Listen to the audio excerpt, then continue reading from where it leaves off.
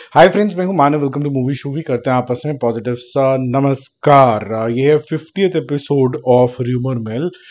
काफ़ी सारी बातें इसके अंदर सच्ची हैं, काफ़ी सारी बातें जो हैं जो थोड़ी भी र्यूमर की तरह ही हैं। ये सब चीज़ें हम यहाँ पर कवर करेंगे। अच्छे लग रहे हैं ये वीडियो तो आप इनको लाइक कर देना। 10 बातें कवर करेंगे और ज़्यादा टेस्टफुल बातें भी नहीं हैं आज। यहाँ पर सबसे पहले हम शुरू करेंगे कि जो ईर्ष्या होती है ना, वो आदमी से बहुत कुछ करवाती है। तो टी सीरीज की जो मालकिनी है ऑलमोस्ट, दिव्या खोसला, उन्होंने अपना एक स्टोरी डाला है और सोच समझ के डाला होगा।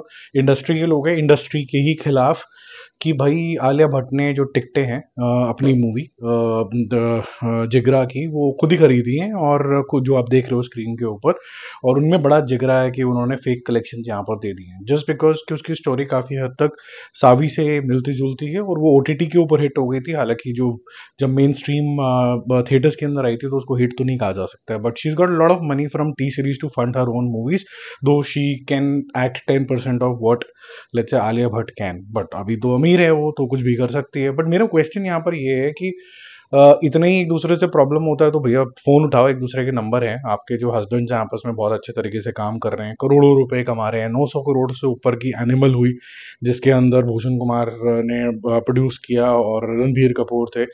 एक दूसरे के ऊपर इस तरीके से उंगली उठाना मेरे ख्याल से बहुत ही ज्यादा थर्ड क्लास तरीके की चीज है। जब तक एम्बिगुअस थी ना बातें कि यार कोई एक ऐसी मूवी होगी जिसने कॉर्पोरेट बुकिंग कर ली होगी या ये कर लिया होगा, तब तक ठीक था। ये जो फिंगर पॉइंटिंग वाला जब सीन हो जाता है तो मेरे को ये चीज़ तो पर्सनली अच्छा नहीं लगता, माहौल खराब होता है इससे।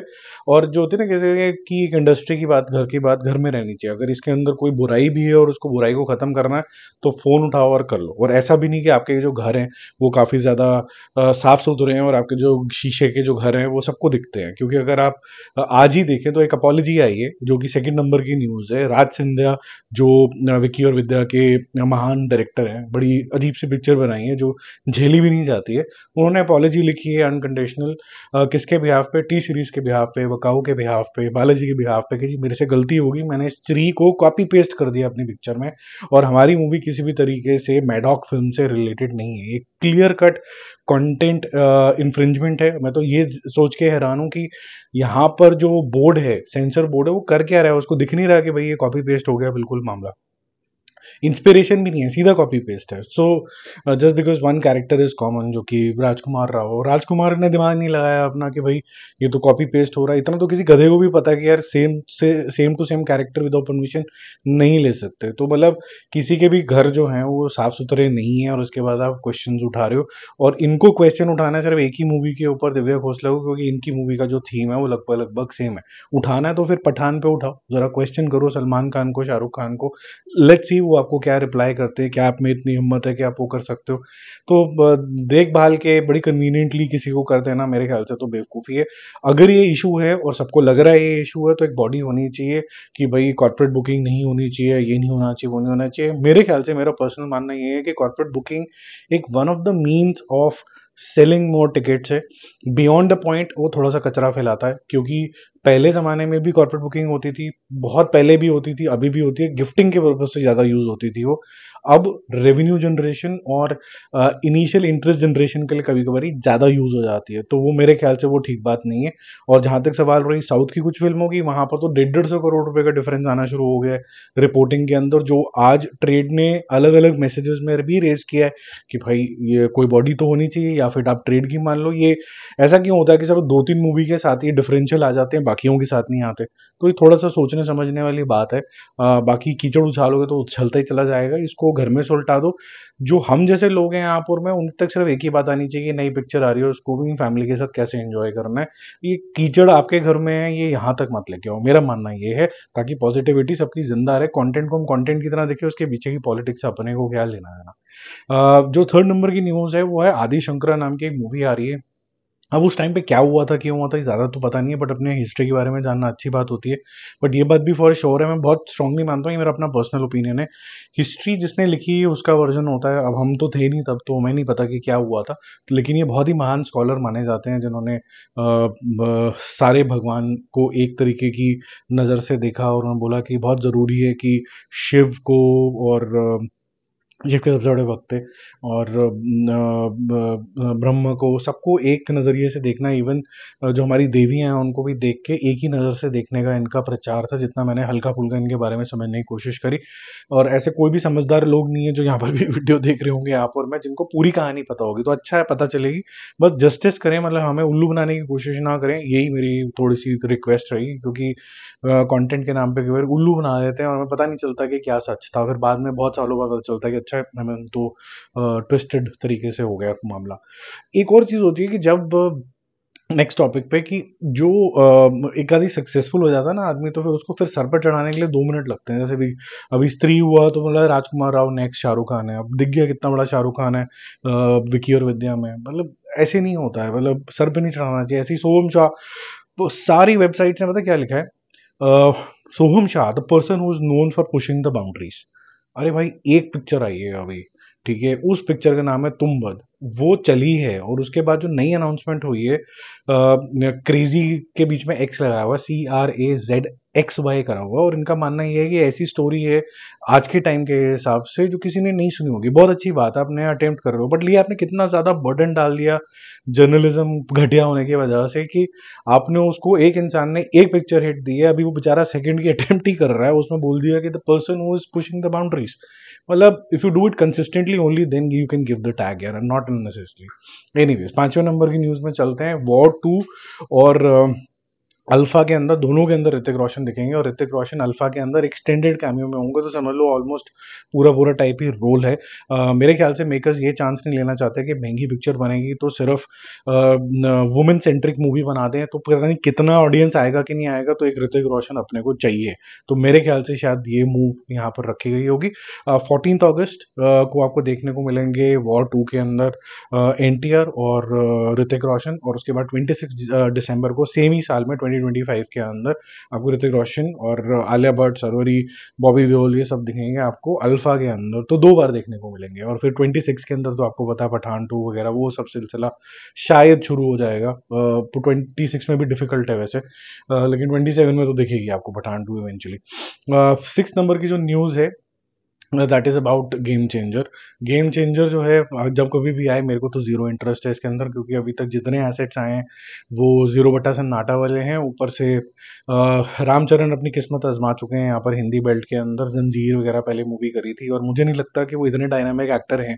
अब जिनको बुरा लगता तो लगता रहे, मैं कुछ नहीं कर सकता उसका, कि वो इतना बड़ा मार्क हिंदी बेल्ट में करेंगे। लेकिन उनकी फैन फॉलोइंग एक मैसिव लेवल की है, जो कि तेलुगु मार्केट के अंदर है। उनके फादर की भी बहुत बड़ी फैन फॉलोइंग है। अभी उन्होंने गिनीज बुक ऑफ रिकॉर्ड का भी कुछ जीता है, जिन्होंने बहुत सारे डांस नंबर्स करे हैं, जिसने किसी ने भी नहीं करे वर्ल्ड में इतने सारे डांस नंबर्स वर्ल्ड वाइड एक ही पिक्चर, कई सारी पिक्चर्स के अंदर, तो काफी अच्छे रिकॉर्ड्स बनाए हैं। बट गेम चेंजर को लेके ना तो शंकर से कोई ज्यादा उम्मीद नजर आ रही जिन्होंने ये बनाई है। इंडियन जो 3 है वो भी मेरे ख्याल से सीधा डायरेक्टली OTT के ऊपर रिलीज होने वाली है, नेटफ्लिक्स के ऊपर, उसके कोई बायर्स नहीं है, क्योंकि स्टोरी कंटिन्यूटी में है। जब 2 नहीं चली तो 3 का भी बंटाधारी लग रहा है। जनवरी में मोस्ट प्रॉब्ली आपको इंडियन 3 OTT पे नेटफ्लिक्स पे देखने को मिल जाएगी, तो सेफ प्ले वहां भी चल रहा है।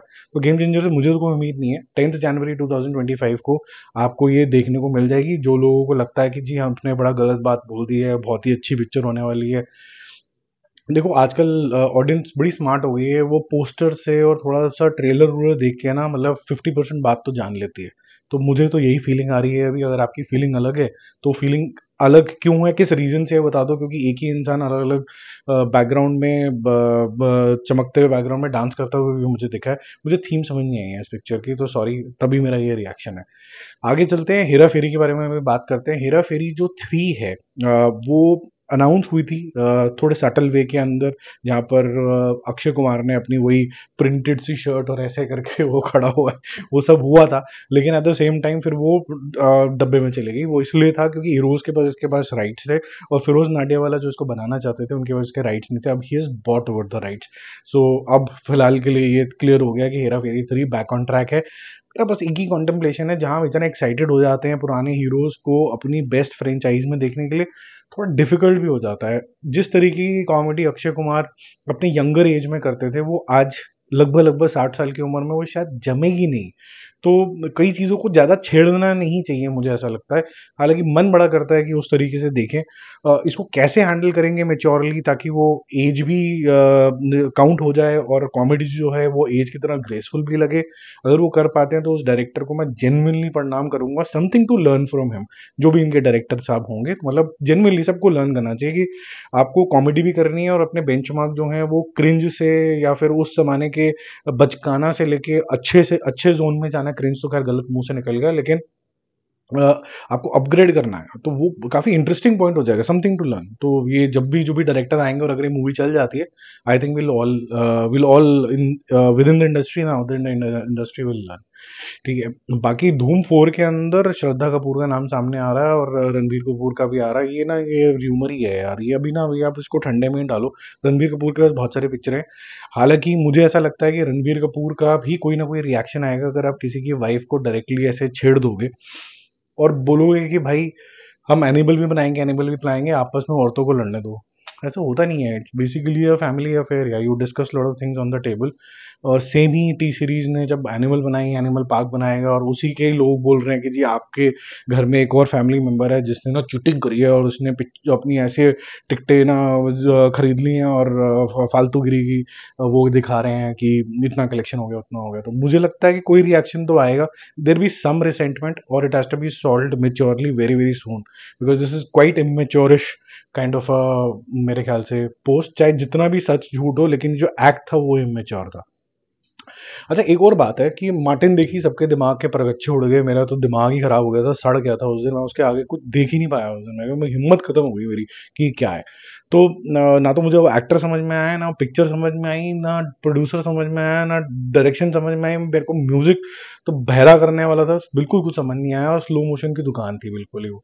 तो श्री मुरली कहते हैं कि जी काफी अच्छे एक्टर हैं कन्नड़ा के, लेकिन कन्नड़ा मूवी का जो नामकरण है वो थोड़ा सा खराब होता चला जा रहा है। ऑफ लेटली काफी खराब खराब मूवीज आई हैं, और 100-100 करोड़ रुपए के क्लेम एक एक दो दो दिन के अंदर निकाल दिए। हालांकि मूवी डब्बा गोल निकली है, मैं किसी का नाम नहीं लूंगा, बट कब्जा अब्जा ये सब चीजें निकल गई हैं। ऊपर से मार्टिन जिस तरीके की निकली है, क्या बघीरा के ऊपर भी, चाहे प्रशांत नील का भी उसके अंदर क्रिएटिवली हाथ है, कुछ उसके ऊपर असर आएगा कि नहीं आएगा, मुझे लगता आएगा। 31 अक्टूबर को ये रिलीज होगी, और हिंदी के अंदर भी रिलीज करने का इसका कोई प्रोग्राम था।